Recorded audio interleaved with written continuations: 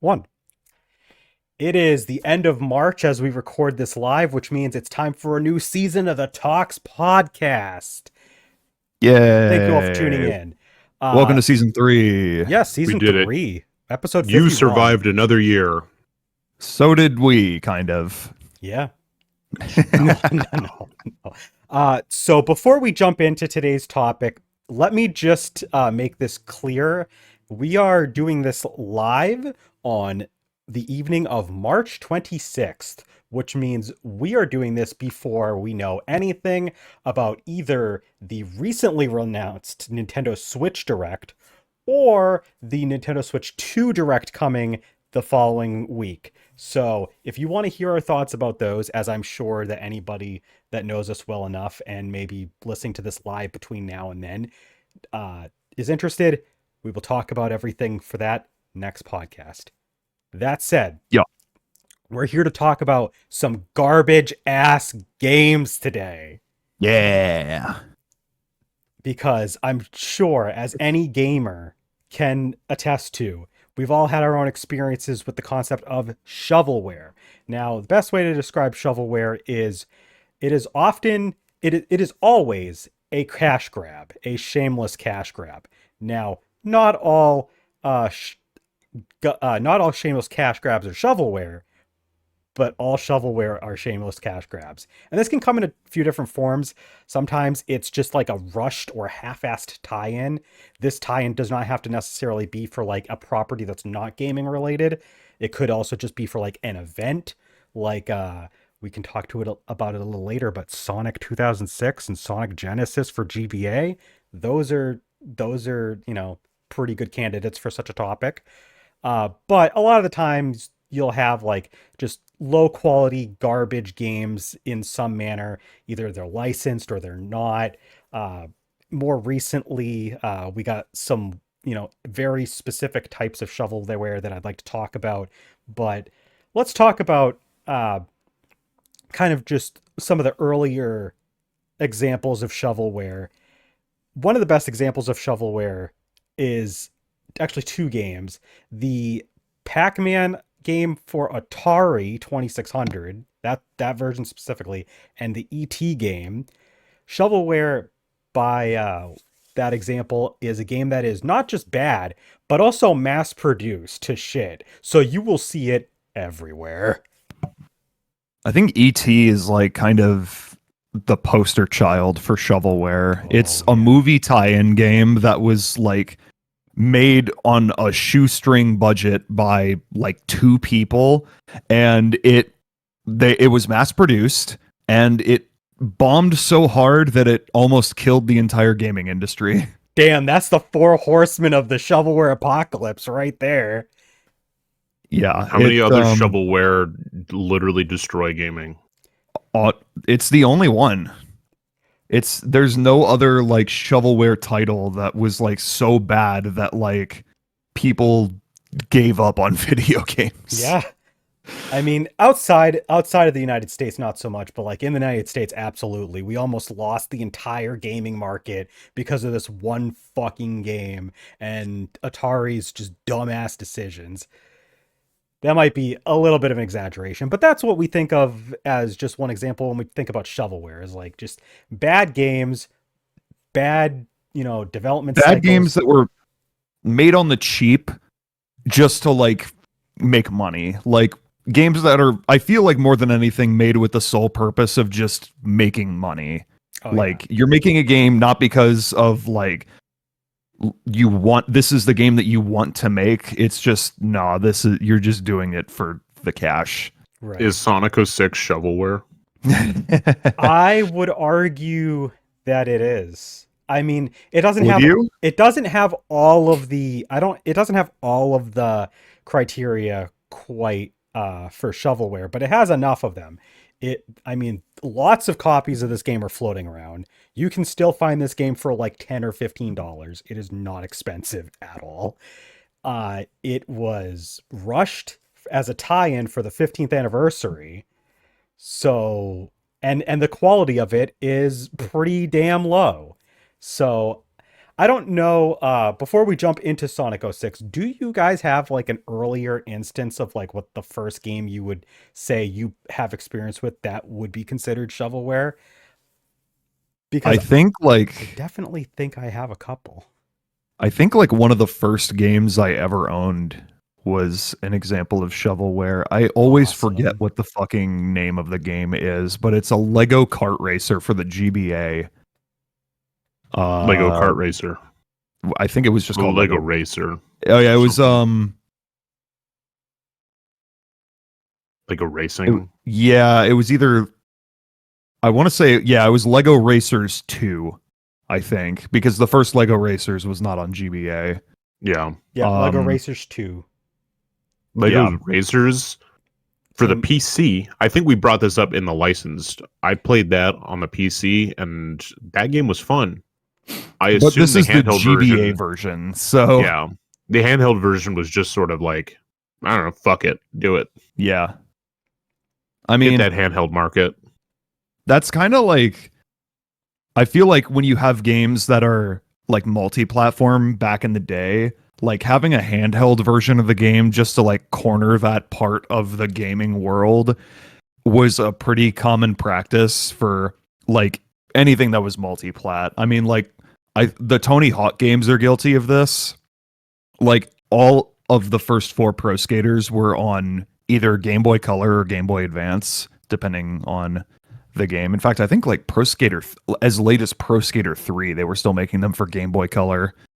And those games, Obviously, we're not nearly as good. I hesitate to call them shovelware, but they very much were just like, They were we're cash putting this grabs. on a handheld system for the money and to get as many people to play these games as possible. Yeah. No, true. That is a good point. Like there are a lot of games that are like that. Like my first example, and it might not be the worst game ever, but A Bug's Life on the Game Boy definitely fits this because A Bug's Life was already a mediocre game no matter which version you're playing, the N64, the PS1. But like at least there was like some charm, especially to the PS1 game, but they put that game on everything and the Game Boy version is pretty mediocre. Like it's supposed to be a 2D platformer and it's a side scroller, but like the momentum and like the jumping physics, it's so bad. It's not gratifying to actually play. And like it's like yeah, it's a Game Boy game, but like we had good platformers before A Bug's Life, and it's A Bug's Life is not a good platformer on the Game Boy. So yeah, that was my first Um, example. I just looked it up out of curiosity. Tony Hawk's Pro Skater 3 was on PS1, PS2, Game Boy Color, GameCube, Xbox, Game Boy Advance, PC, N64, and Mac. 9 systems that game was on. That's impressive, especially considering back then. Like, yeah, there was a lot of different platforms, but like it wasn't like we have now today. Like almost everything runs on some type of like computer friendly like x86 architecture or something like that, which makes it like super easy to port stuff around. Like they Yeah. had to make separate versions for all of these different systems that had different Yeah. architecture. So like I would hesitate to say they put in effort, but they actually really went the extra mile to make sure it was on everything. Yeah. To a point where the the game originally came out in October of 2001. And each version was released on a different date. But the N64 version came out in August of 2002, like almost a whole year after. After the GameCube had already been out. Yeah, the GameCube version came out like a week later. That is so funny. But Wow. but they were like, yeah, here's Pro Skater 3 on the 64 for the 4 people who don't have a PS2 or a GameCube yet. Yeah. It's like just in case there's like some like little Timmy out there that still has his N64 but does not have the new systems. Here you go, little Timmy. It's really funny. It is really funny. Landon, what about you? Do you have an early example of like that kind of a game? I'm like scrolling through all my stuff and like some like major lists of like shovelware, and the things that I can think of would just be like just like licensed games that we probably already talked about, True. like Shrek 2 for the GameCube. Yeah. A lot of licensed games happen to be shovelware. Like Yeah. they're not mutually inclusive of each other, but they have a lot of overlap. But Yeah, I usually wanna just because of like how like low quality these things were, they were literally just like, oh, you watched the movie, here, play this video game that might not Especially even yeah. be related to the plot of the movie. especially like from the late 90s until like licensed tie-in games started to die off in like the 2010s. Like pretty much from the start of the 3D era onward, like every like tie-in game for a movie was most likely going to be some shovelware. It's Yeah. amazing when a game like Toy Story 2 happens and it's actually a good game. But yeah, Or like that was probably the, I mean, that might not be the earliest one I actually played, but that's like the one I can think of because I played a lot of that. I would like my brother had a lot of like tie-in stuff, so like it was like whatever he had. So I didn't really have a whole lot of it. Not saying I was expert gamer, but like it was just like if it's not Pokemon, then I wasn't playing it as a child. So. Al in our chat mentioned Rugrats in Paris on N64, and that's a pretty good pick because like there was a couple okay Rugrats games, but like Rugrats in Paris as a movie was not like the most successful cartoon movie out there. Like it might have had like moderate success, but then they also decided let's make a video game based on it, and that was there is a Rugrats game, like I think it's just regular Rugrats for PS1 that was like it's not a nightmare, but it's like a fever dream of a video game. yeah. It's like it's like you're like controlling Tommy Pickles throughout his like whole house, but you have like Resident Evil tank controls, and Yeah. it's like I think I watched it's a not video where intuitive. I think I watched a video recently from a streamer that like was playing that specific game. And I think there's like another part of the game where like you control Spike to like fetch stuff out.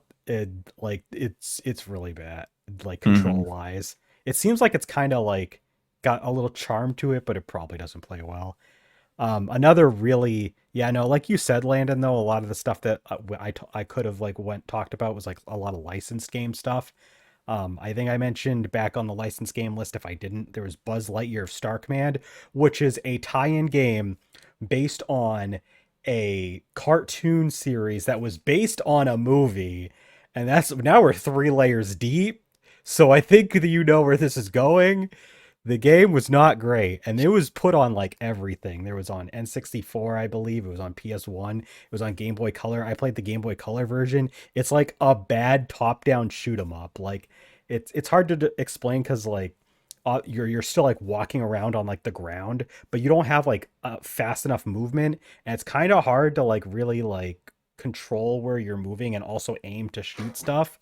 Like I had fun with it as a kid, but also as a kid I didn't know like what quality games were. So like, I but feel like I played that.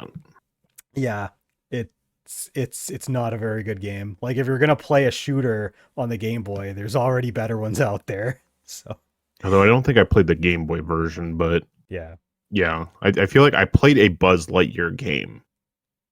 yeah.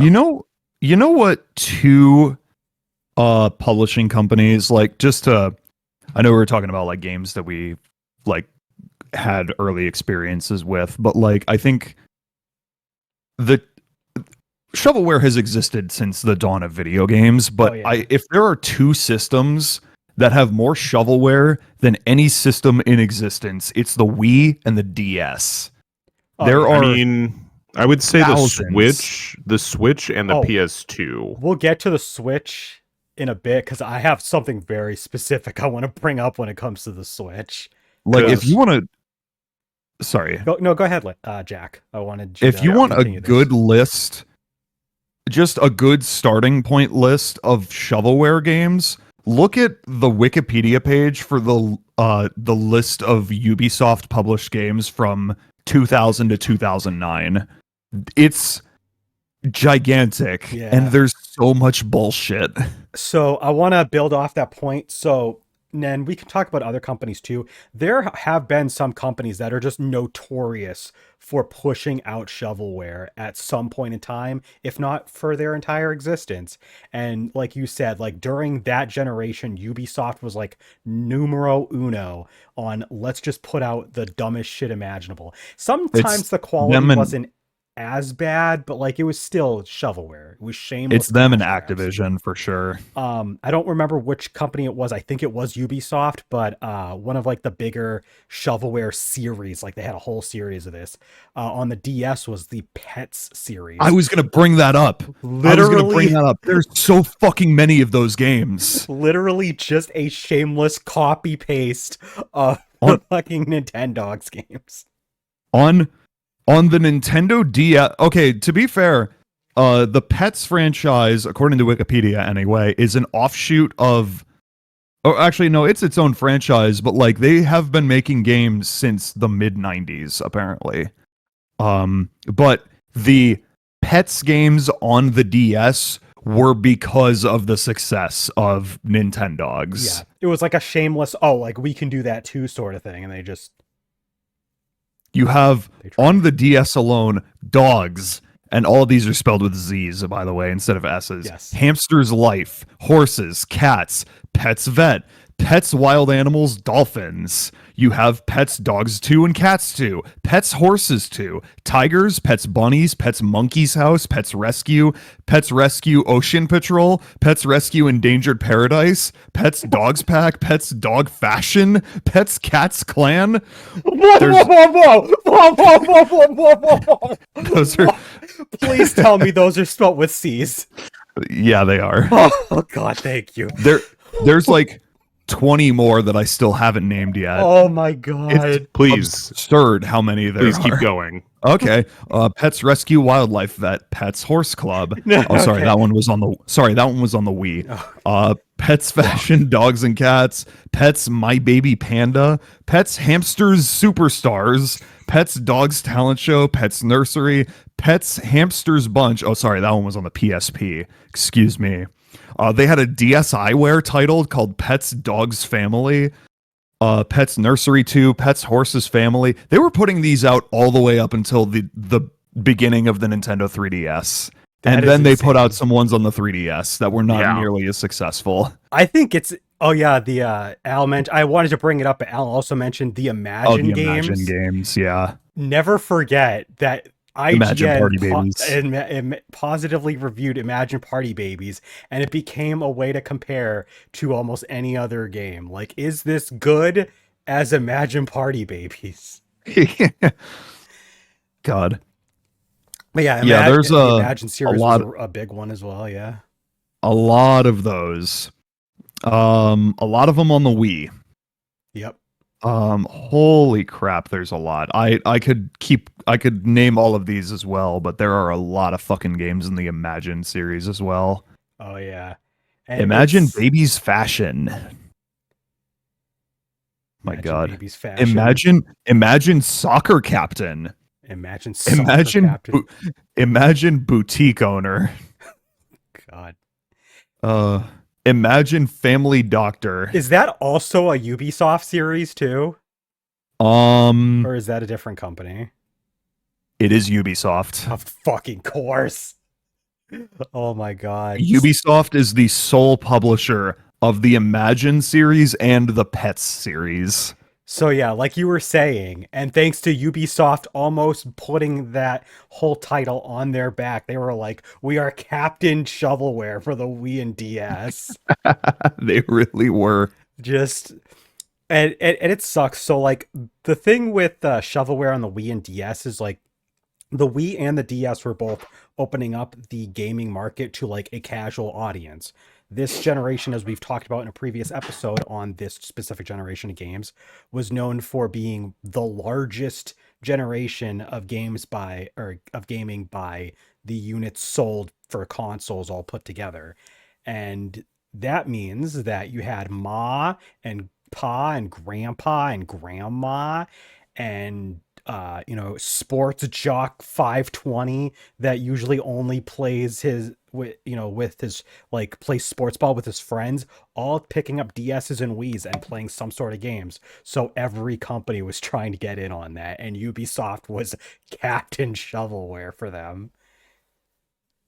Well, yeah, Al, I forgot about this. They actually had like, so all of the Imagine games had like just real people or real animals on the cover, but in Japan, they all had like anime covers.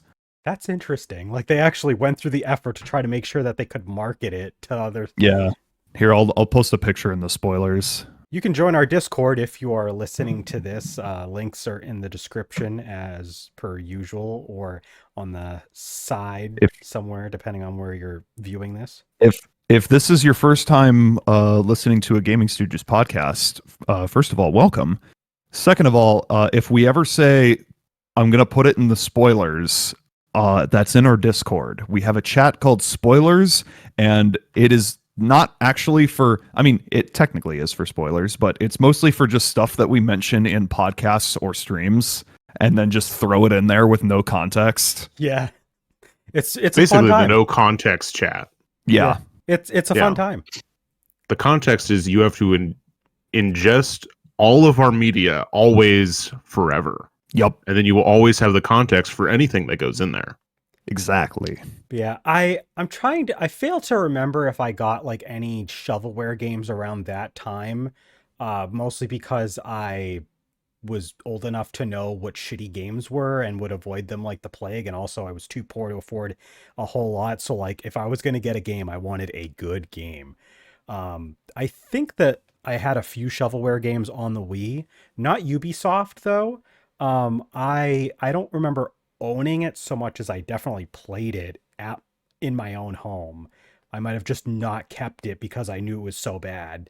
But I remember my aunt had the M&M's Kart Racer game for the Wii. And I don't know if you guys, I don't remember the name of it specifically, but like if you know about that game, it is one of the worst kart games I have ever played in my life. I'm trying to like look up if yeah, it's literally just called M&M's Kart Racing. Like the controls are bad, like this, like the sound design is just like really stupid stock sound effects, and like the track design is forgettable. I don't remember anything about that game besides it existing and me playing 5 minutes of it and realizing it was shit. So yeah, don't play M&M's Kart Racing if you want a bad time. I did recently pick up a game that you could consider shovelware, but I do have some nostalgia for it, and that is the Pac-Man. I think it's called Pac-Man Museum Remix, and it is it's like about a dozen or so Namco games, and most of them are just ports, but then they have like 5 games that they actually like updated and like remixed a little bit, and then put them on the Wii, and like they like up the graphics and stuff like that. One of those was actually apparently on the GameCube first, and I didn't know about that. But I guess, just like with the Switch and the Wii U, it's pretty easy to just re-release a game when nobody played it, so they didn't know that it existed before. But like they sold this thing for like $50. It was full retail at the time, and it was pretty bad. Like there's nothing special about it. It's just a bunch of like old Namco games. So yeah. Yeah, the biggest piece of shovelware for the Wii I own is Mario Kart Wii. I had a feeling you were going to say something like that. But Tish. Tish. But no, any system that is like sells gangbusters is obviously going to have its fair share of shovelware, because, well, I feel like shovelware is trying to do like one of two things. We're trying to sell you on something that is popular outside of it, i.e. licensed games. So we're going to cover our bases and hit every single platform imaginable, plus some other ones that, that are fucking weird, like Apple Arcade nowadays, but like, I don't know. Yeah. The fucking game sphere. Resident Evil 4 is on that. But it's spherical. It's spherical. And then you have this system is popular, which means people will buy just about Anything for anything. it. Which is, what happened with the Wii, the DS, but also the PS2. Mm-hmm. The Atari 2600 had that issue, and that's why people were just like shipping shit. The NES, to an extent, had a fair sure. amount of just like, and it's that was crazy. also like very early like game design, like, so it's like, well, is it garbage for the sake of garbage, or is it garbage because no one knows what they're doing? True. And then obviously modern era shovelware lives on Steam and the Switch. Yeah, The it Switch lives is like everywhere. awful for that. It's everywhere, but like the more popular you are, the more likely your library is like dog shit, like in terms of like overall library, because you have so much shovelware. It isn't So, always, but it's pretty much a straight line upward, diagonal line upwards. Like, yeah, more popular, more shovelware, more shit. more shit. Yeah. Yep. So Exactly. That's why you see so much of it on all of the best-selling consoles of all time. Like, Yep. there used to be so many PS2 games that were literally, and I'm serious, literally just like one game that was like some, like, those like games that are based on, you go to the bowling alley and there's bowling and there's pool and there's like pinball tables. Like, there'd be games that were literally just one of those things on it. And I remember my mom or aunt actually had bought me a bundle that was like a few of these games all together. I don't remember how much it cost them, but it couldn't have cost them a lot considering they got all of them at once, and they would not have spent that much money if they were all like full retail games. But I remember I played the bowling game on it, and it was like, it's fine as a bowling game, and like the pool game was fine as a pool game, but like these were literally all on separate discs. Imagine if Clubhouse Games Was on separate. Yeah, God. if You have to buy 51 different carts. yeah, for the Clubhouse Games that was released on Nintendo Switch. I don't You want to remember. play toy baseball? Too bad. You got to buy a separate cart for that. I don't remember the names of each of the games, but I remember the bowling game was like Strike something bowling, Pro Strike Bowling, Strike Pro Bowling, or something like that. Sounds right. It was yeah. Like, these games aren't the worst games out there, but the fact that they're all on separate discs, and the fact that they're literally just, unenthusiastic, uninspired digital renditions of like popular things to do when bowling alleys, Strike arcades. Force Bowling. Yes. Yeah. Yeah. It's literally just bowling. And nothing special. There was a lot of those games on the PS2 as well. There was a lot of just like, this is just a thing and that is it and nothing else. I want to see. It was published by Enlight Studio, Never heard of them. but I think they literally only did. Oh, they did a previous game, Fast Lanes Bowling. Trying to figure it out. Hold on. I want Strike Force Bowling. Who did that one? That was Crave Entertainment. I think we're about to. Of course it's Crave Entertainment. Crave Entertainment is known for some pretty uninspiring games. They publish a lot of shovelware. That is, They are one of your big ones, but they also did. Oh no, they did the Godzilla, like the Godzilla '98, the animated series. So like the good part of '98. Interesting. They did the games based off of that. Oh god. They also did like Tokyo Extreme Racer 1, 2, 3, Advanced Drift, Drift 2, and 0. Just all sorts of dumb shit. They did the Men in Black games, Men in Black 1, 2. Jesus. So yeah, they're one of your big ones. Yeah. Yeah. Crave Entertainment, Ubisoft. We didn't talk about them because like they're kind of before our time. But if you've ever watched Angry Video Game Nerd, he has a vendetta against LJN Games, and they publish a lot of absolute stinkers on the NES, especially. So like, if you want to go hunt down some shitty games on your NES, that is the company to look for. They literally don't know how to do anything else. Yeah. There's other companies too, but like you got some big ones across different time periods. Shout out to Data Design Interactive, the Oh, company behind the two greatest games of all time, Anubis 2 and Ninja Breadman. you mean the same game? They are the Copy, same paste? game. Yes. Yeah, They are copy, literally paste, just copy and pasted. paste, copy, paste. And that's another thing with shovelware. If you've played enough of it, you might notice that sometimes the same publisher will actually just reuse assets for what is supposed to be a totally different game, and it is not. That's what we like to call an asset flip. But guys, they also made Billy the Wizard Rocket Broomstick Racing. Copy, paste. I am 1000% sure it is literally the same as the other two games. Probably. And make up another string of 4 words, and they also copy pasted into that. I can't remember the name of the game, but there was like a super unremarkable, mediocre game that I played on the PS2 that was like, I think it took place in like, it was supposed to be like Greek inspired, and you played as like like a Pegasus or something, and it would like, you had to like collect stuff. I think I might be mixing two different shovelware games up, honestly, but Sounds like Anubis 2 mixed with something else. but yeah, it was really mediocre, and I remember getting like 3 levels in, and I was just like, this game is stupid. But like, Sounds like an Anubis 2 mixed with Ninja Breadman.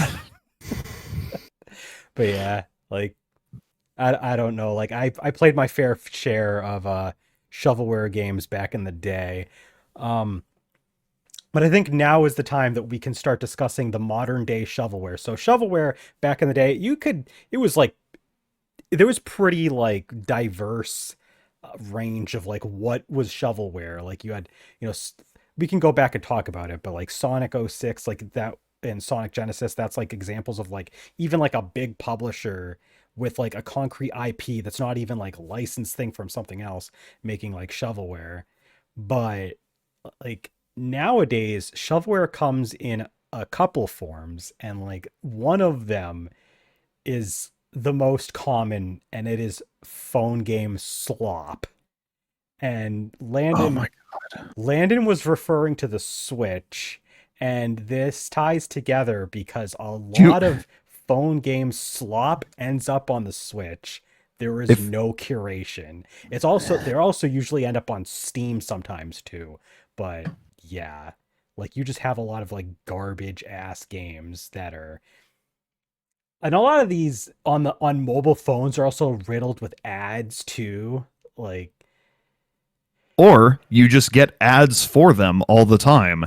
Have you ever watched any YouTube video on your phone and then you got an ad for a shitty looking mobile game before you get to watch your video?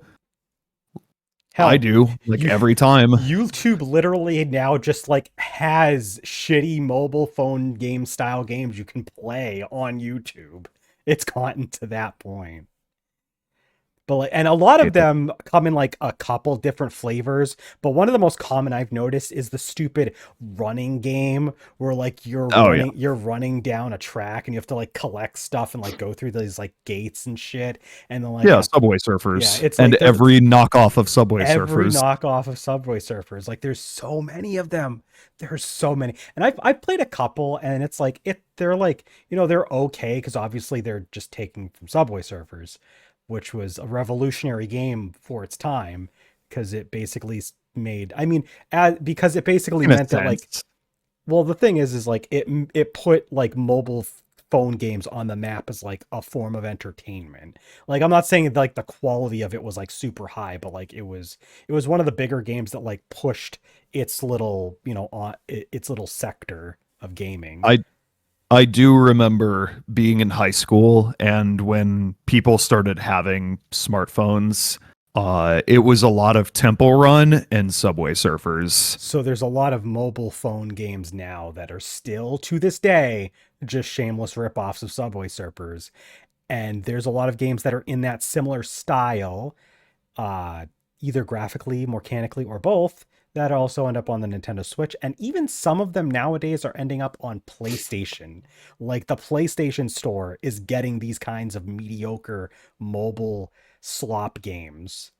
It's bad. It's permeating everywhere. It's not as common on Xbox because they have some level of curation, but I mean, Xbox is definitely no stranger to these sort of games, as I will talk about a little later because there's another section of games we have to talk about. But I mean, I don't know. I'll admit, I personally have indulged in a few slop mobile phone games before. How dare you?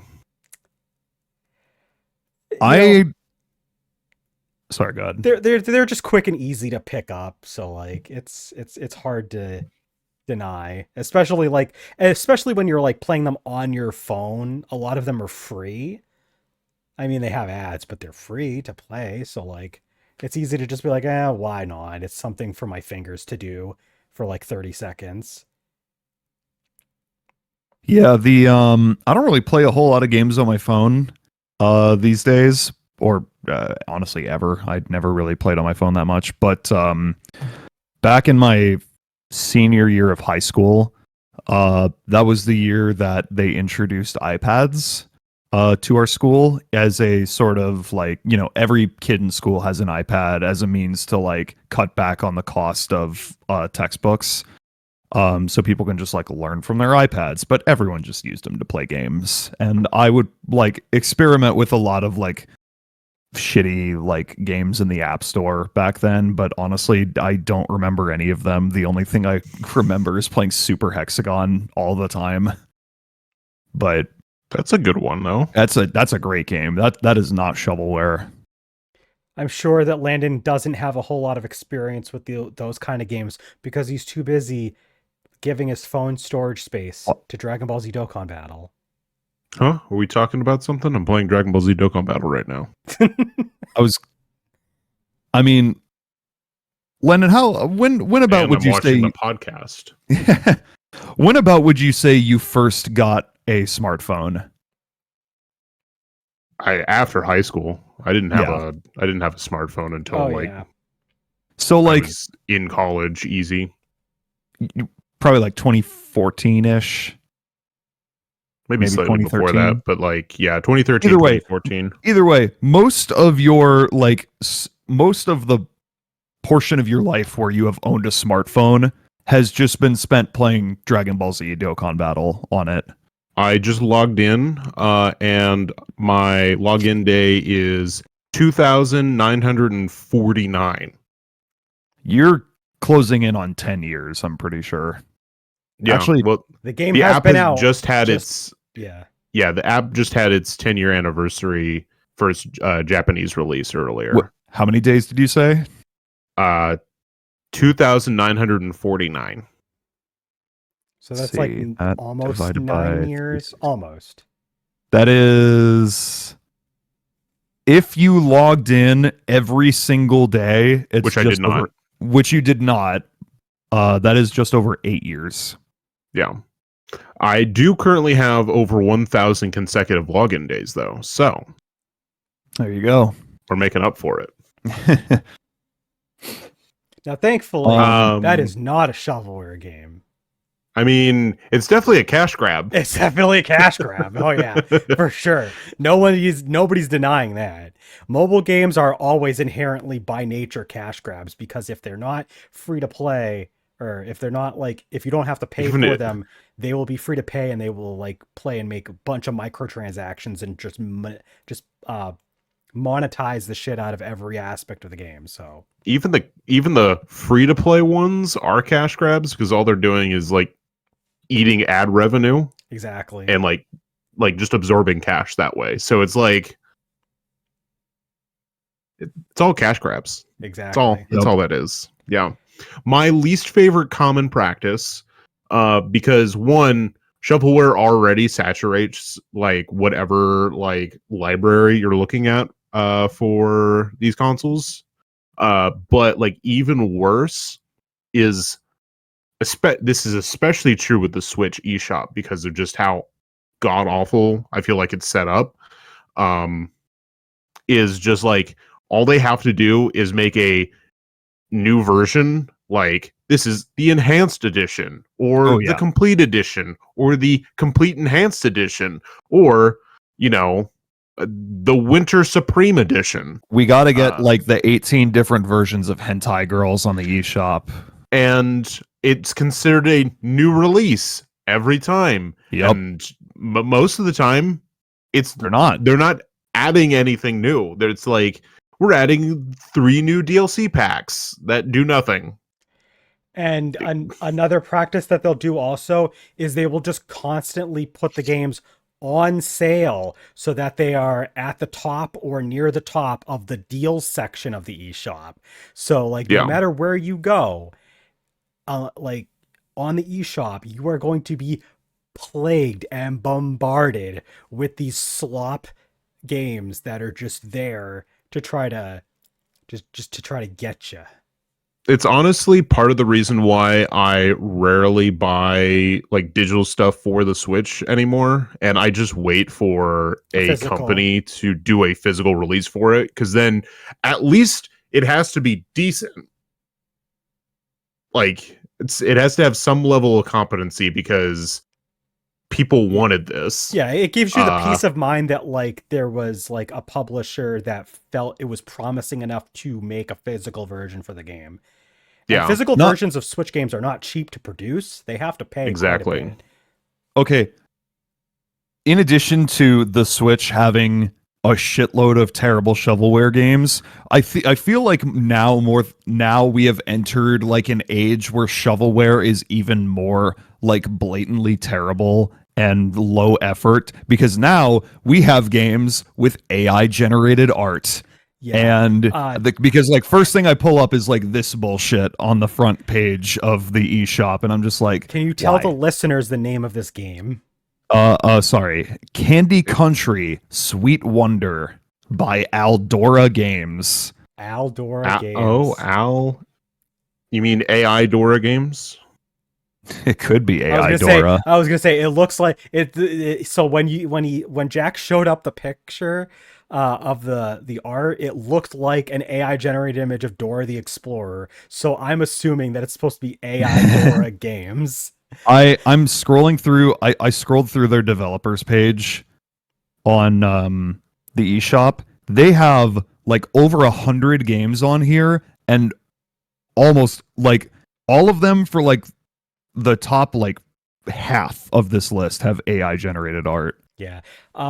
To continue building off that point, it's a real problem for the Switch. I don't know how bad it is on the PlayStation, but it is so bad on the Switch that the Switch's eShop literally cannot adequately handle these games performance-wise when you're trying to browse it. And it causes just immense slowdown whenever you're trying to browse the eShop. This is something that, hopefully this statement ages like milk. Like, well, I don't know what I'm trying exactly how I'm trying to word this, but like I'm hoping this is something they rectify with the Switch 2. We'll see, because the Switch 1 eShop is absolute garbage, and like Landon said, it's almost unusable. Like there's some good games that are on there that you might not be able to find otherwise because they don't have a physical release and they're only digital, but it is so hard to be like willing to be able to look through, because like it runs like shit, and all of You these have to. AI, all of this slop You have to games, dig. like, and once you get into a section, while you're scrolling, you constantly have to wait forever for stuff to load. And a lot of that is probably due to the bandwidth being taken up by all of these shitty shovelware games. I mean, it's also the fact that the Switch eShop is literally just like a web page running the eShop on the Exactly. Switch, It's which is it's why it runs so fucking slow. it's not even But integrated into the system itself. not only do they have AI generated art, they're also blatantly ripping off like existing properties. Like here we have Ice World, the Frozen Age, And it is literally just an AI art copy of Ice Age. Awesome. with Simba for some reason. That makes sense. AI is I so remember bad. I remember Simba from Ice Age. Oh yeah, Yeah. me too. But Jack really wanted to get into it. Unfortunately, AI generation is a very A- big problem, A plague. and it is a plague, and it has taken over a lot of that mobile slop that we've been talking about. If it doesn't already have it, it might get it in the future. Like if it's a game that's a mobile slop and it doesn't have an AI generated image for art to try to like get you, it might get it in the future. Like that's how bad it is. And there's a lot of companies there, and I'm using this loosely, quote unquote, game companies that are literally just established to soak up any legal trouble by having all of this shit. Like they literally make the company, it distributes the games, and when you try to like look up like how their where their contact info is and all this other stuff, you get like some like bullshit addresses that don't even exist. Like these companies are like ghost phantom companies that are distributing these games. It's insane. Shell companies. Shell companies, that's Uh, what I was we- that's the word I was looking for. We really could just like make this entire podcast us just scrolling through the eShop and pointing out all the terrible games that are on here because there's so many. There really is a lot. I mean, don't you guys want to play Aeroblast, Waifu Dating Sim, Spicy Edition? And unfortunately, that's another real sector of like slop shovelware is like the Blatant amount. hentai games. There's a lot of porn that has been made because of this shit. Like, and it's not just ruining the eShop, it's ruining porn sites, it's ruining everything. Half Listen, the time there it's is- not even like porn. It's not even. and it's they not just even- say hentai, and it's just a girl, and it's like some sort of like puzzle or board game. Yeah. It and wouldn't Yeah. you know it? The one that I just looked at was a sliding block puzzle game. Yep, there you go. It's like the game in question is like, yeah, a sliding block puzzle game, or it's like a block puzzle game that like isn't quite Tetris. Like it looks like it's Tetris, but the physics aren't actually Tetris, so you're not actually playing Tetris. I know there's a game that like was kind of like that might have been popular at some time, but like there's a lot of these games where like the quote unquote tetrominos are like differently shaped, like 5 blocks instead of 4, but instead of like going into like it's weird, like going into like, oh god, like Jack is like his face is like oh no, what did you find? I found it, Landon. Doku Girls. Doku. It's Doku Adventure. Doku Adventure. Oh my Is that just Picross? It looks like it, yeah. it does look like Picross. No, it's not even Picross. It's Sudoku. Oh, that's even Sudoku? worse. It is Doku Girls then. It is Doku Girls. It's Sudoku Girls. Oh my god. Jesus Christ. Yeah. But the Switch is like, unfortunately, the worst offender. And it's kind of sad too, because like when you think about Nintendo systems, you think about like heavy curation most of the time. And like They dropped that though. They Yeah. really like They really dropped it. they really did. yeah, they wanted people. I understand because we're coming off of the Wii U where the install base was Tiny. 0. And this is coming from the proud owner of 2 Wii U's. One Are Wii you U and Proud one owner brick. of 2 Wii U's or the reluctant owner of 2 Wii U's? I would love to only own one, Exactly. but here we are. And so like the games, like there was some shit like Meme Run that was released on the Wii U, but they still The like Letter. that got removed. The Letter, they- everyone's favorite Spookfest game. The Letter, my favorite shovelware game. That like they still like it was far more curated Okay. of an eShop, so they were just like, well, fuck it. just do whatever. That way we know we have games for this fucking system. Yeah. And I I think should- that was good and bad for the Switch. Yeah. Yeah. At first, I should like, note that oh, go ahead. before we move on, I should note that the letter, as bad and terrible and awful of a game as it is, I would not qualify as shovelware because it was made by one person that, started an Indiegogo campaign to make the game, did not meet its goal, but he still went and tried to make it anyway just because he wanted to.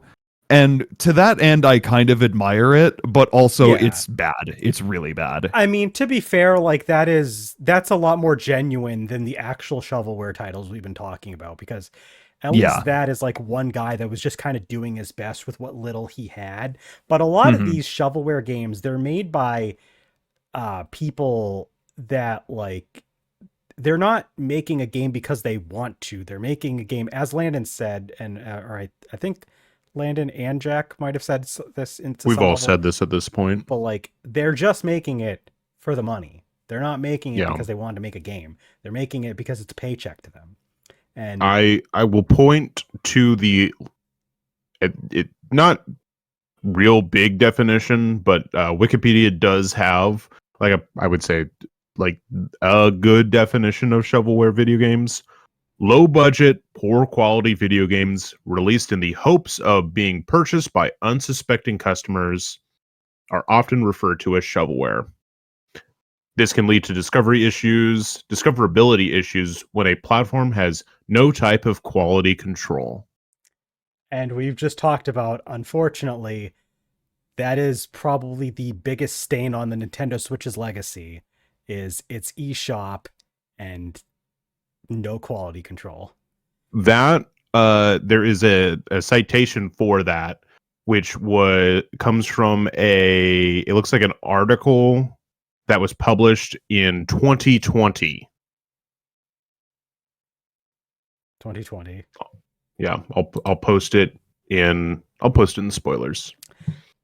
But I agree with that, and it also is thanks to the whole AI generated images also being a thing for like key art for these games that have nothing to do with the AI art that like is used to advertise them.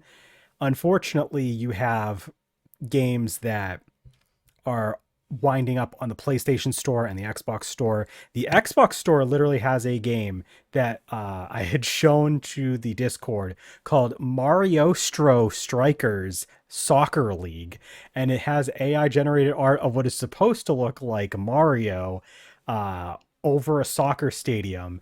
And the more you look at the AI art for that, the worse it gets. But as soon as you jump into the actual game, it's just like a shitty graphic, poor quality soccer game with no notable characters or mechanics or anything. It was clearly just, lazily put together and just thrown out there. And somehow it ended up on the Xbox Store. I was going to say, you said the AI art gets worse the more you look at it, but that's true for any AI generated art. Let's be real. I didn't mention it till now, though, so it was worth bringing up. And it's really unfortunate. And I don't know how much of this is AI and how much of it is not AI, but like a lot of slop games, if they're not just like really crudely made and just like, the style of graphics, they're really simple graphics that like don't have any real texture to them, no discernible style to them. If they're not that, then they're literally just copying something else's style and trying to pass it off as like their own thing. Like, I don't know if you guys have seen it, but there's been a mobile game that has been getting a ton of ads online lately called Realms of Pixel, and it is literally a rip-off stylistically of Toriyama's art style, and it is supposed to be like an idle RPG or something like that. And literally there's a bunch of characters that you look at them and it's like, that's Bulma or Luca from Chrono Trigger. That's Nappa. That's this character. That's that character. That's Giru. That's this guy. That's that guy. Like you can like look at a character and it's like that's just a Toriyama character that he already made before, except they like look like this slightly different thing, and it's like it's every character notable. Oh God, in that game. you were not kidding. No, I'm not Holy kidding. crap! It is. Are you just talking about Dragon Quest? I wish I was, but Dragon Quest is a good game. Realms of Pixel is a shameless knockoff.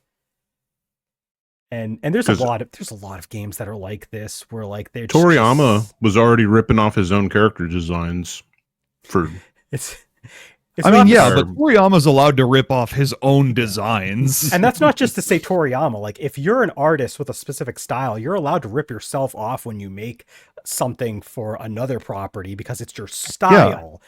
But these games are literally just ripping off another existing style without their permission. And it's offensive too, especially when like the artist died not that long ago.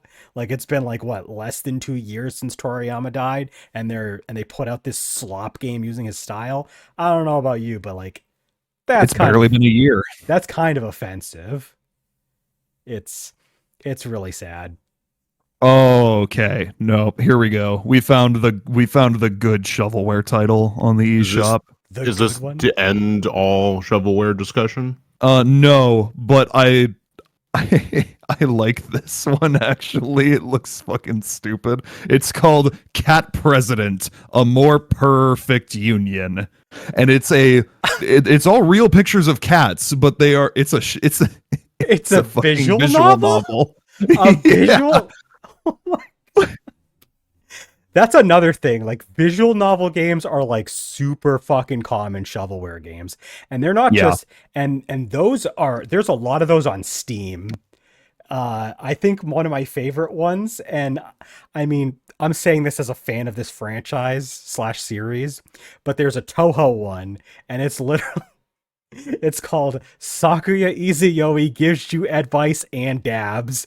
And it's a visual novel where like you just talk to Sakuya and that's it. Like it's really gives you it reminds me of Kramer's Hentai Adventure from Newgrounds. Oh my God. Where it was a visual novel where you play as Kramer and you just like search around the land for hentai and you just like find people and they're just like, here's some hentai. And then you just see like a really low res gif of hentai and he's just like, that's some good hentai right there. What was the dating sim game where you can date Adam Sandler? Oh, Adam Sandler dating sim. That's literally what it's called. Yeah. Yeah. I hate this discussion so much. I'm going to leave now. Landon's really going. But this was like the last thing I wanted to mention before we like move on. But yeah, the PC, because we didn't get to talk a whole lot about this part. The PC, especially with Steam, also not having any curation, just has a ton of shovelware, and a lot of it is like kind of slop like that. You have a mixture of like visual novels that are just like really like, you know, low budget memey games that like, you know, had little effort put into them.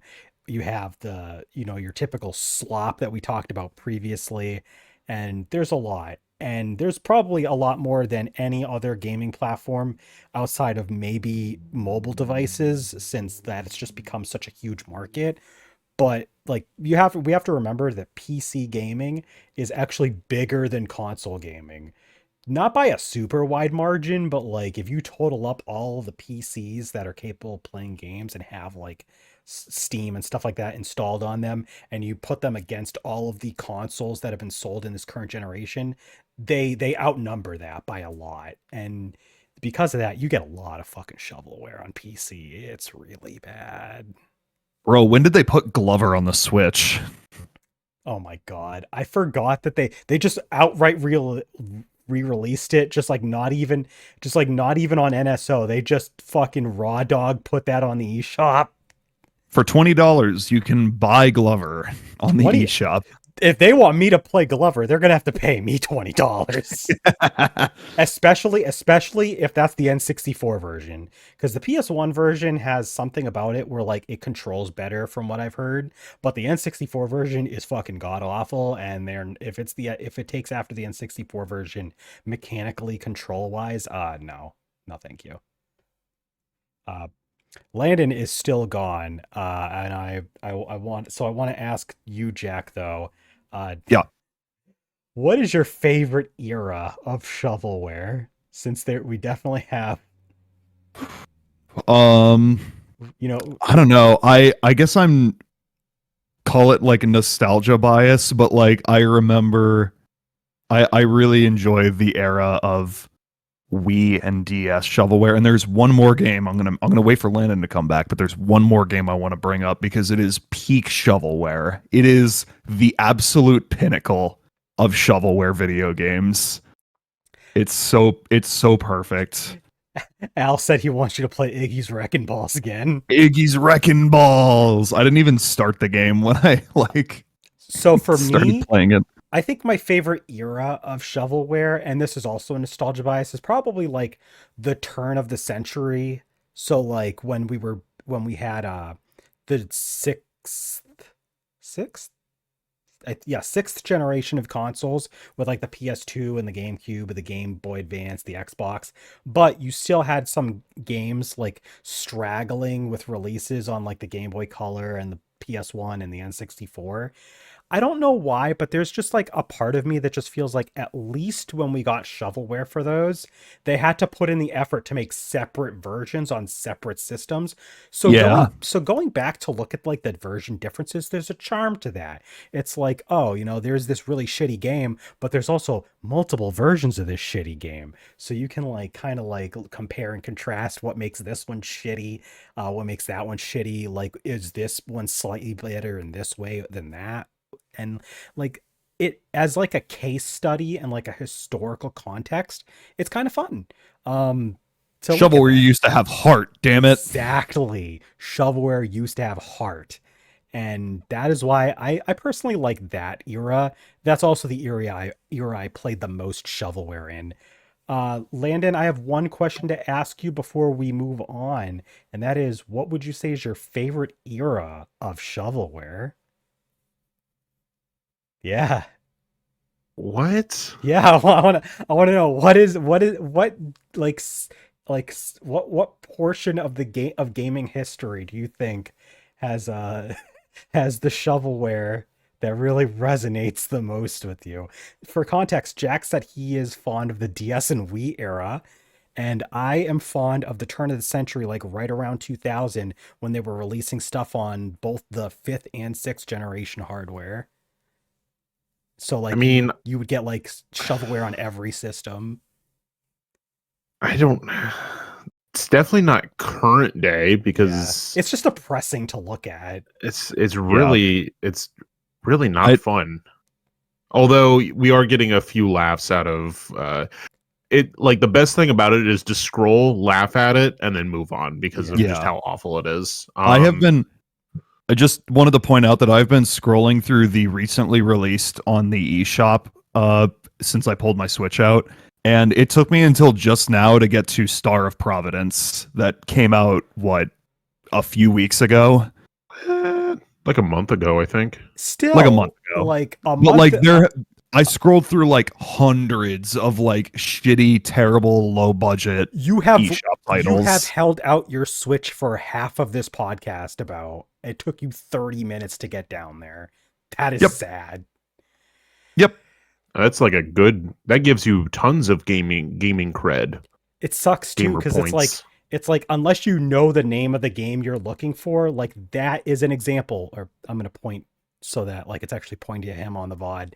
That is an example right there of why shovelware is just so bad nowadays.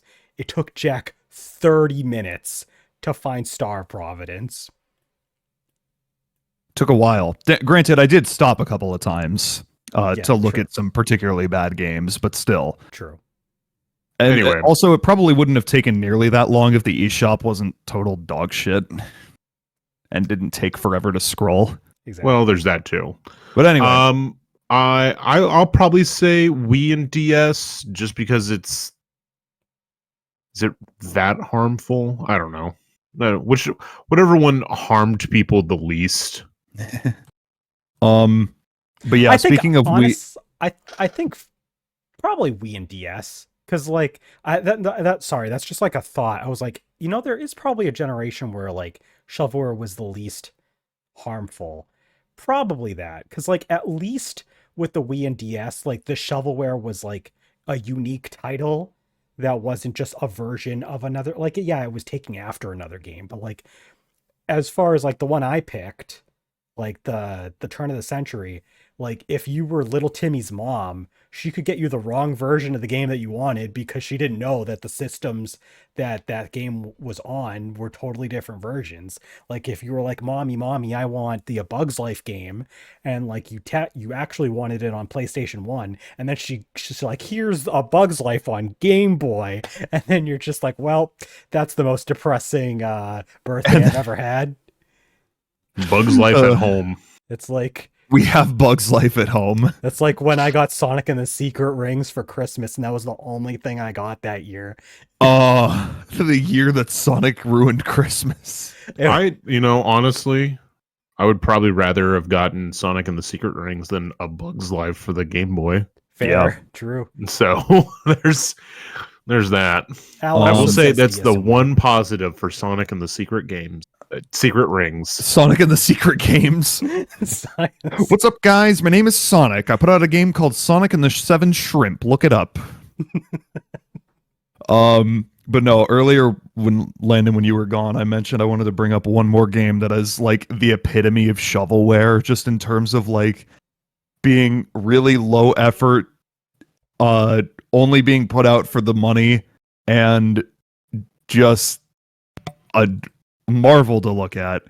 I don't know if you guys know, Hall of Fame wide receiver Jerry Rice put out a dog football video game for the Wii called What? Jerry Rice and Nidus's Dog Football. And it is a game where you play as Jerry Rice or other characters, I guess, and you play football with dogs. I thought you were going to say Call of Duty Black Ops 6, but I mean, that's that a pretty too, good one too. but Okay. God. So that is going to do it for that discussion. I think we've exhausted as much as we can about shovelware. Tillamook. You don't want me to do the Patreon and like other stuff first, or you want to talk about your Tillamook first? No, it's season 3. We're doing it out of order now. All right, cool. Tillamook. Jack, do you still have your Tillamook? He's about to sneeze or something. I thought I had to sneeze. I didn't. I'm sorry. I do have my Tillamook, but it's in Go the get it. freezer, right? Okay, Run. fine. Run. And now I'm going to talk about stuff, and then he's going to come back, and we're going to be sandwiching this in the middle. So we have a Patreon, patreon.com/GamingStooges. We have a couple different tiers that you can subscribe to. You can just follow us if you just want to know what we've been up to. But if you are a Silver Stooge, then you can participate in polls, excuse me. And those polls will help decide the direction of the content for the channel. You can help us decide what podcasts we're going to do. You can help us decide what streams we're going to do. Because Speaking of, we will have a poll coming up soon. Probably towards what would you say, the end of April, mid of April? I think it's going to be in the middle of April or so, because we're going to have to prepare for it a little bit after that. So probably Mid-late April. What? It'll correspond with the launch of the Switch Directs podcast. Correct. Yeah. Probably Yeah. on there. So we'll go into more detail about that, but look forward to a poll then. Landon demanded I bring this back. I have Tillamook salted caramel pretzel. Which Shut up! He's doing the Patreon ad. Oh. No, go ahead, I'll Jack. go put it back then. All right, No, run. have you tasted it yet? This, yes, it's amazing. Nice. He posted about it. That's why I knew about it. Yeah, True. salty caramel pretzel. I haven't had It's- that one yet. It's really is fucking good. Really good. It like I had it live. Who knows how many ago at this point, but like earlier this year when I saw it, I tried it out, and it like the ratio of stuff to ice cream was actually like a good ratio, which is like Mhm. the one complaint I will have about Tillamook ice cream sometime. But that one's really A good. good deal of pretzels. in Pretzel there. pretzel. It is. and caramel. It is salted vanilla ice cream with chocolatey covered pretzel bits and a ribbon of salted caramel. Nice. The salted vanilla, it does a lot, actually. It's really good. I was gonna say it sounds like it might. It sounds like it actually might like enhance the flavor just like the right way. It's kind of Mhm. interesting. So yeah, I have the mint chocolate chip ice cream in the small size for those who are listening to the podcast and not watching the video. nice. Patreon.com/GamingStooges, as mentioned, Silver Stooge tier. You got those polls. In addition to the polls, if you are at the Gold Stooge tier, you also get exclusive content in the way of Patreon exclusives. We do at least one per month. And this past month, we did one on the mascot character's tax alignment. We got a new one that's going to be coming out. When this is out, like to other platforms and not being done live, we're going to have another cool idea. We mentioned a game earlier when we were joking around. Clubhouse games, we have a Patreon exclusive that's going to involve that. So if you like Clubhouse games, 51 worldwide classics for the Nintendo Switch, tune in for that Patreon exclusive. You can subscribe to the $6 Gold Stooge tier, and in addition, you also get a special shout out. And we've got our usual Pixel Vixen Gold Stooge tier. So shout out to Pixel Vixen. But of course, thank you to everybody that's at any tier, or even if you're just free and following us on YouTube and just listening to our podcast on whatever platform, just thank you for tuning in, of course. We also have a Twitch, twitch.tv, or as Landon's been calling it now, twitch.yeah/GamingStooges. Twitch.yeah. And we do streams every single week. Usually all of us are streaming at least once, but sometimes, give or take. I've been starting the Final Fantasy III Pixel Remaster on my quest to try to beat all the Pixel Remasters for the channel within the year. It's been quite a bit of fun. Jack, you've been doing Backyard Baseball, and you're still doing Ace Attorney Dual Destinies, correct? Still are, yep. And Landon, you finished up with Dragon Quest III HD2D remake, so you've got a couple different things going on if you want to talk about those. For March, I decided I didn't want to start anything new because I knew I was going to take probably 2 weeks off in April from streaming because of things. So I decided I would let the patrons decide on one or more card-based games. I put up a poll for Balatro, Slay the Spire, and Wingspan. Last week, as of when we are doing this live, I played Balatro for the channel. And then this upcoming Saturday, I will be playing Wingspan for the first time. Balatro I've obviously played. I forgot that you did a poll, because if I had remembered about it, I probably would have voted for Slay the Spire because I'm biased and it was the only one I played. And it would have been a 3-way tie. That would have and been I funny. would have not played one of the games, and it probably would have been Slay the Spire. Or I would have just put it off until like April. True. Something. April 19th. Do you have any plans / want to tease your return stream in April, or is that a secret?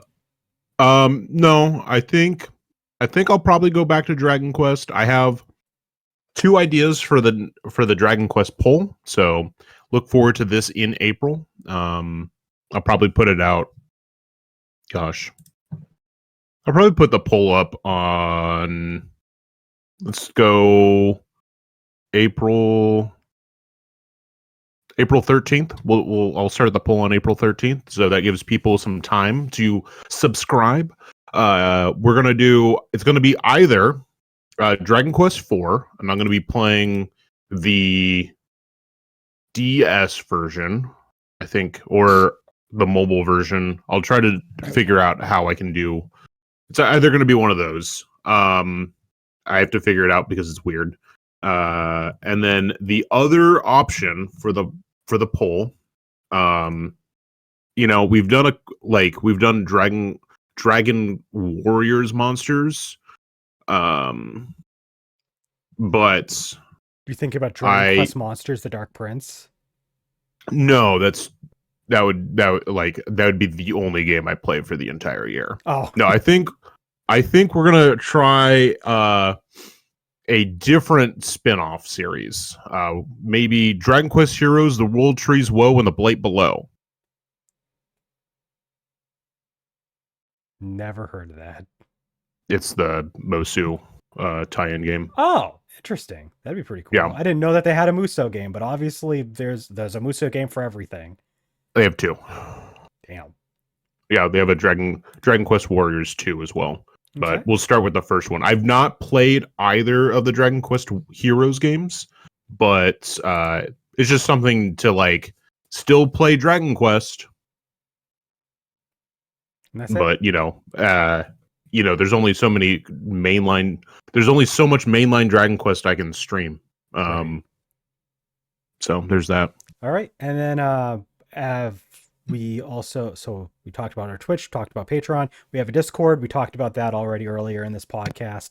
You can join that, obviously. And you can find this podcast on a ton of different platforms. It's on Apple Music. It's on Amazon Podcasts. It's on YouTube. It's on there's Spotify. So we're on most of the major platforms. And with that said, what have we been up to the past couple weeks? It's been a bit. I'm sure there might be something new on somebody's end. Jack. Hi. Hi.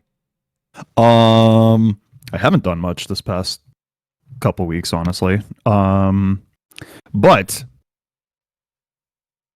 I finally got my Criterion flash sale package in. I spent too much money on movies, but I got these today. And Wally. And I mean Wally is on the Criterion collection, so there you go. I wanted to own it. I didn't have it already. Let's see. I bought, just gonna read them off real quick. From Akira Kurosawa, I bought Rashomon, Throne of Blood, and High and Low. The exact same 3 movies that Landon also bought on the flash sale. We did not coordinate that. It just happened to be that way. That's funny. Yeah. I got Same Masaki brain cell Kobayashi. sometimes. Yeah. Pull him out, Landon. Yep. If you are listening, they are both holding up the same 3 games that they both got. Or not games. Oh my god. Movies. Movies. Movies. These are movies. I got Masaki Kobayashi's Harakiri. John Waters' Multiple Maniacs. I got, God, who's the director on this one? Elim Klimov. Come and See. This was one that Bethany recommended. Let's see. A different Kurosawa. Kiyoshi Kurosawa's Cure. Let's see. From Wes Anderson, The Royal Tenenbaums and Fantastic Mr. Fox. This copy of The Royal Tenenbaums, I swear to God, I had, the part in Ratatouille when the dude eats the food and it reminds him of his childhood. This movie is the closest to new Wii game smell I have had since the Wii. It smells just like a new Wii game, and I didn't realize that Wii games smelled different from new games of other systems. It really was Wii games had a very particular smell to them when you opened up a brand new one back in the day, and this smells just like that, and it makes me so happy. It was the line of cocaine they used in the manufacturing plant on the plastics. Look it up. I got David Lynch's Inland Empire, and then 4K for Wally. Nice. That's about. I haven't really been up to much lately. I went to a show on Monday. I actually left town for the first time in months to go to a show. I got a couple big ones coming up, but I'll talk more about that on the next podcast. Let's see. Have I been playing anything? Bethany and I have been playing. I think I mentioned this on the last podcast, but we've been playing Kirby's Return to Dreamland Deluxe. Shout out Cloud, who got me that for Christmas. Yeah. That game, like, for some reason I thought, like, I don't know why I remember, like, reception to the Switch version of the game being, like, kind of mixed when it came out, but no, it's like a perfect remaster and it looks gorgeous. No, Like, that was the one that actually got good reception. if Okay, remember I right. couldn't remember because I didn't get it at the time, but no, it's fantastic. There's definitely been some Switch like remasters that have just like kind of shit the bed. Like I feel like Donkey Kong Country Returns, has sort of been like that. Luigi's Mansion 2, I've heard was like just sort of there, but like I think Deluxe was think- like a good one. I think it might be just less that like it wasn't so much that people thought it was bad. It's just it's releasing at a quiet period of the Switch where like not a lot of like big games are getting people excited at the time. So like it just kind of. No, I've It's also not- heard there's frame rate issues with Donkey Yeah, Kong Country. Yeah, and DKC Returns, I've heard people say they have like not only frame rate issues, but also the load times are longer than they are in the Wii version. So it sucks because I was kind of looking forward to getting that, but if it doesn't run very well, then Yeah, no, I remember like seeing a bunch of stuff and I like warned you. I was like, I know you're excited about Donkey Kong Country Returns, but don't be. I'll probably still get it at some point just because I already own a third of the Switch library. I might as well buy. it's kind of What's Not, funny how- more? not including all the shovelware on the eShop. No, physical. Yeah. They don't fucking make all that shit fucking physical. it was probably just because it was easier to port over because of its native system, but it's kind of funny how Tropical Freeze has like a perfect Switch port, but like DKC Returns for some reason is worse than the original. To be fair, Landon, there is a game that I think actually got a physical release that is an homage to all those slop mobile games that like puts them all together called You Want Those Games, right? Well, here they are. Now let's see you clear them. And it's like just a montage of all those games for some reason. I think Well, that one could of be the- fun. I think one of those actually might have gotten a physical release. I'd have to look into it. That could be fun. Yeah, it's weird. Like there's just like it's kind of like poking fun at the fact that like all that exists. So it kind of like wraps Ooh. back to our podcast. Al brings up a good point. Podcast idea. Remasters that kind of suck compared to their original. Bad remaster flops, bad remasters podcast. When? Sounds good. I'll put that on the We did already do a ports, remakes, and remasters podcast, but to focus on like versions that are a direct downgrade from the original, that's an interesting idea. We did talk mostly about like the positive side of things. Like, you know, we didn't really like focus too much on that angle. So it'd be pretty fun to like revisit it. Yeah. Redux the remasters podcast and only focus on the bad shit. All right. I will be right back. I got to put some food in the oven real quick. Right. But yeah, I think where we left off, I guess I'm just talking about what I've been up to. Yeah, I think he's done. Yeah. So I haven't been up to too much new stuff lately. I have been playing a lot of Dragon Ball Xenoverse 2 because I've been just modding the crap out of that. I've been putting a bunch of quality of life changes in. I've been adding a bunch of like different content so that I can like basically make it a fresh new experience as much as I can. So I've been having a lot of fun with that. I've been bringing my analog pocket to work with me to play more Pokemon Blue version, and I am actually almost near the end of the game. I caught Zapdos. I reached Cinnabar Island. I'm literally in the middle of the gym right now, after getting the key to get inside. So I'm making my way through Pokemon Blue on my analog pocket. It's been fun replaying the Generation 1 games in a cartridge form on an actual like Game Boy of sorts. That's been a blast. I've been like playing some Dragon Quest 11 on and off. Haven't been playing too much of it. I got to get back to it, but I did start playing it again, and I got to Gallopolis, which is literally a city revolving around horses and horseback riding. Ha ha ha! Gallopolis. Ah. There's a lot of puns in Dragon Quest. I realize. Yeah, I was gonna say, welcome to the puns. We were talking Puns for about franchises. talking Stark about Raven. some, yeah. So there's Stark Raven and Raven Mad, which are just like crow enemies from Yeah. Dragon Quest. They're literally recolors of each other. But we brought that up on Ace Attorney last night. Yeah, and that's what you guys were talking about when you had the two recolors posted in the spoilers that Yeah. we just Someone- referred to earlier. Someone had just like one of the characters in the game had said like Stark Raven or something. Or yeah, they said the words, and I was like, oh, I love that Dragon Quest enemy. Yes, Stark raving mad, and you're like, oh, Yeah, Dragon I Quest love Stark enemy. Raven. But yeah, I think that hopefully for the cool. Hope so for the live, we just had to restart our live, so that's unfortunate, but we got to get Landon in here to also talk. So Hi. It would be really funny if I said, I don't have anything. All right, good night.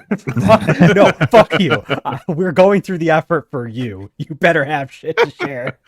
No, I can share shit. All right.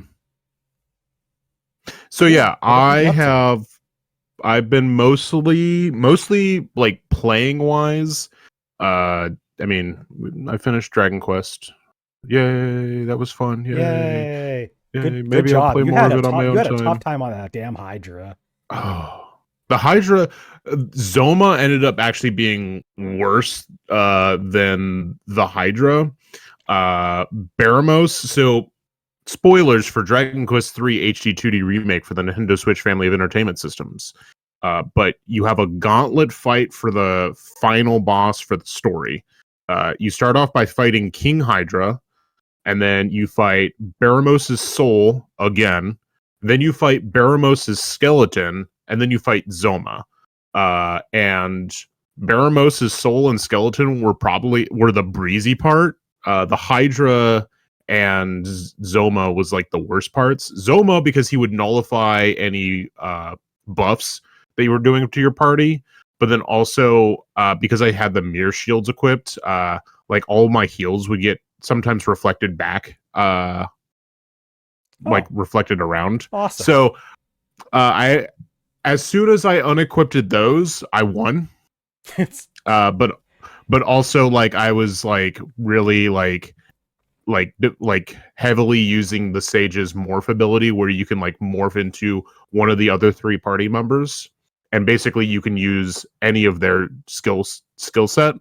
So like I would morph Tori into the hero, Mr. Dunn, and then basically I could have access to 2 full party heals every single turn. Don't as you long just as the love morph was still alive. like don't you just love using like a cheese strat to like get through one of the final bosses of a game?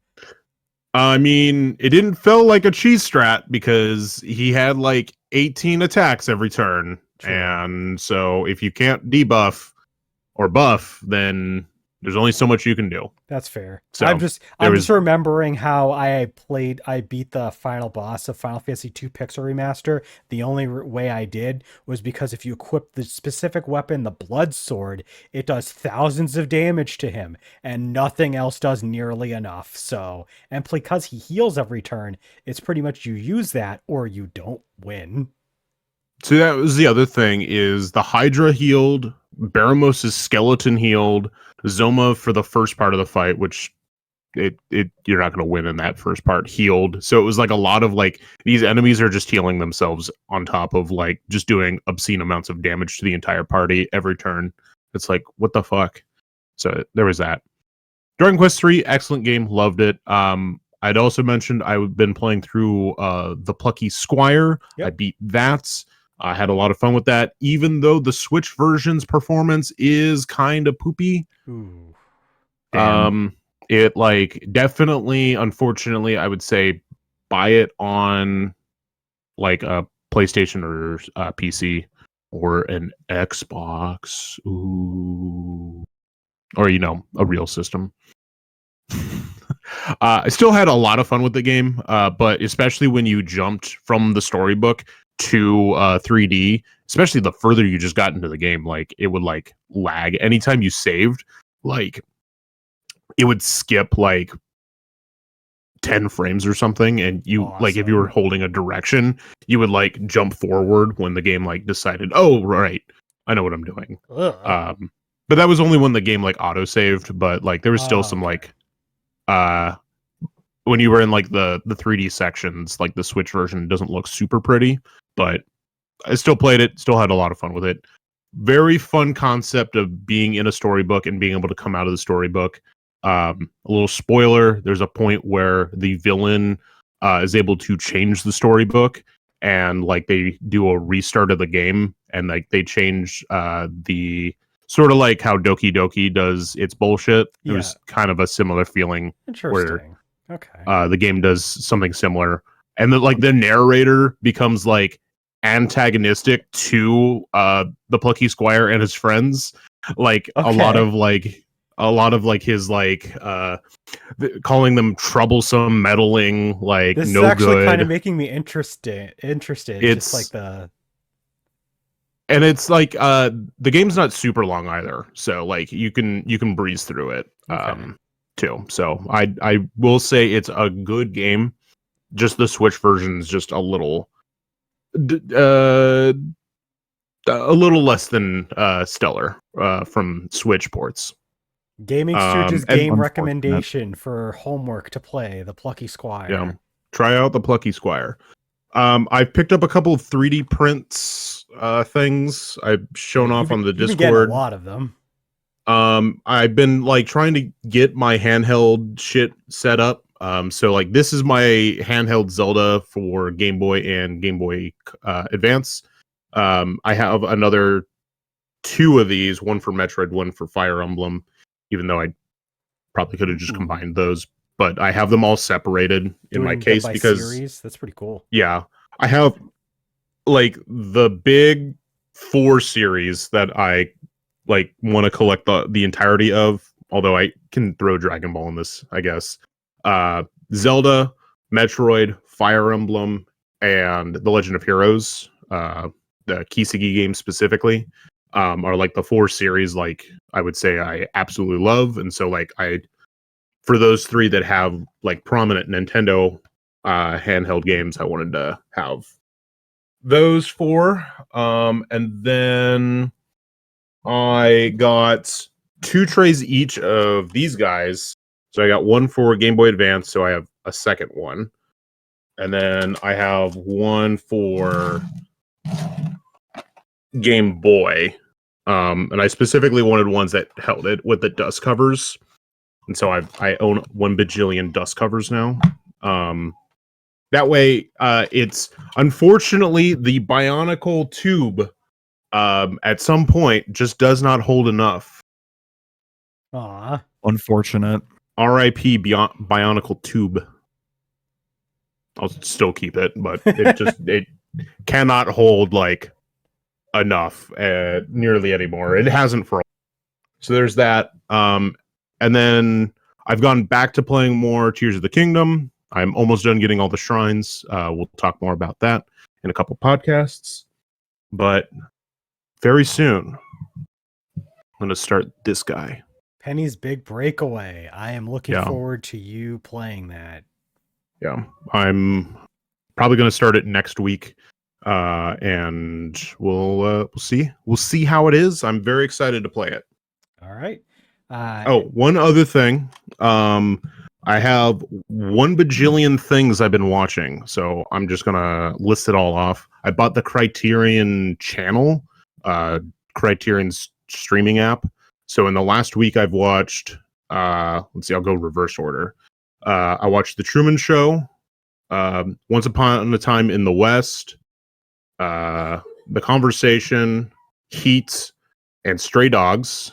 It's all like within the last 3 days since Sunday. And then like other things I've been watching over the last couple, like 2 months, because I really didn't talk about this in the last podcast. The Residence is a really good whodunit on Netflix. I've watched The Pit, which is a really good sort of like doctor show on ER, like ER style on Hulu Max or HBO Max. Hulu Max. Hulu Max. Hulu Max. I didn't know they Max. combined. Disney Plus, Hulu Max, ESPN. It's all one thing now. So The Pit on Max. Also on Max, Succession. I enjoyed that. I've started watching the Lincoln Lawyer series on Netflix. I have a lot of time to just watch things right now. Yeah. Good time to get into movies. Is just watch movies and TV shows. Let's see. The question is when are you going to sit down and have the girls watch Dragon Ball as you rewatch Dragon Ball? I mean, so when I was watching Dragon Ball Daima, a lot of times I was feeding them. So they have already started watching Dragon Ball. And we will start watching Godzilla movies too, because all of the Showa like ones are on Criterion, so I don't have to like hook up my PS5, pull out a disc, and put it in. Nice. But then also they have a lot of the Heisei ones, so I can put not a lot. They have 4. So they have some. Yeah. Not that I don't like pulling out all my fucking shit, but like when you're trying to feed 2 children at the same time, it's a lot easier just to press a couple buttons than it is to streaming app. Yeah, just open up a streaming app. We just got a new a Google Home type thing because our Chromecast died. So like we've been like playing around with that. It's been wonderful for dealing with these two. So yeah, a couple TV shows. I definitely recommended The Residence to Jack because he like really likes whodunits. But you have to find Netflix or steal it. Yeah. Jack, what were you going to say earlier? I saw you trying to cut in to say something. Oh, I just forgot that I keep neglecting things that I've been watching, but Bethany and I have been watching through House. Because nice. I had never, despite like growing up being surrounded by that show, I never actually sat down and watched it, and it's very entertaining so far. We're like almost done with season 2. Nice. That's a good one. We've also been rewatching the Harry Potter movies lately, and it's been pretty fun. All right. Well, that all said, this has been a pretty short one. If you were watching this live, sorry about the cutout. Like, oh well, happens sometimes. I thought it was going to happen to me because we're gearing up for a storm right now out there. And so, like, when we were starting, Kari was like, there might be a power outage. And I'm like, we'll deal with it. Yep. But we will see you guys next episode. It will be a little late compared to, like, when these directs are happening because Landon's going to be going on a vacation. But we're going to give you our detailed thoughts about a lot of Nintendo announcements off the back of 2 presentations. So I hope you guys are excited. We'll see you next time. Roll the outro. Bye-bye. Bye. Bye.